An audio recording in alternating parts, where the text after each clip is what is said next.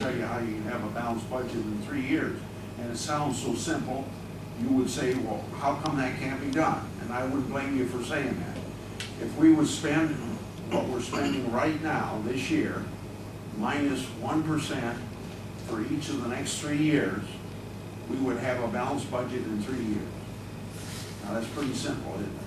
But I don't think you'll ever get the votes to get it done. Senator Toomey of Pennsylvania puts a budget up. Now, I don't know whether he did that this year or not, but he did in they're replacing or training the people they're bringing in. See? So that's what we got to change in the program. Yeah. Next question. Yeah. Last one, pharmaceutical companies. What happened to the Glass-Steagall Act, Joe? Well, now of the compression of all these companies, Pfizer, GlaxoSmithKline, all those. Why are they getting it down to about 4 suppliers of pills? okay. Now you may not realize this, but you're bringing up 2 separate issues. And I could do that. Oh, what? I could do that. I've been out of high school for a while. Glass-Steagall was a 1930 law, repealed or replaced with another law that I don't know the names of the sponsors of it, but since about 1998 or 99. Glass-Steagall's been done away with. Now, in Dodd-Frank, there's something called the Volcker Rule that is tending back towards Glass-Steagall, but not quite the same. Glass-Steagall separated within banking, investment banking from just regular banking. And then that was done away with, and then you had this recession we've had, and the extent to which Wall Street contributed to it and all that. Then that brings about Dodd-Frank, and within Dodd-Frank there's the Volcker Rule that doesn't completely go back to Glass-Steagall.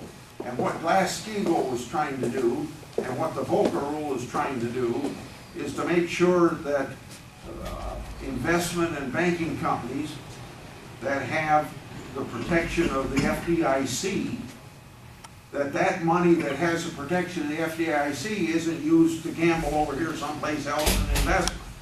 See?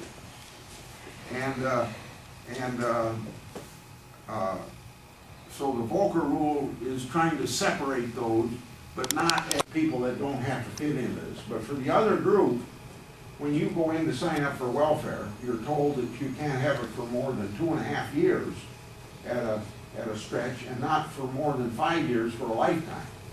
So in order to get people, you sign up for welfare, you got to sign up that you're going to improve your position. You're going to go out and try to get a job, get training to get a job, or go to school, and those all will count towards meeting the requirements of the law as long as you don't fit into that 10%. So you're going to have a limit of the amount of time you're on welfare.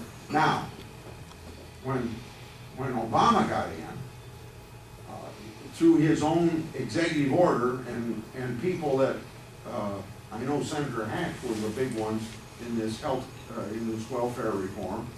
He gave a speech about how the president didn't have the authority to do what he'd done, but it's never been undone by the Congress or overridden by the Congress or the courts. So this is a situation today.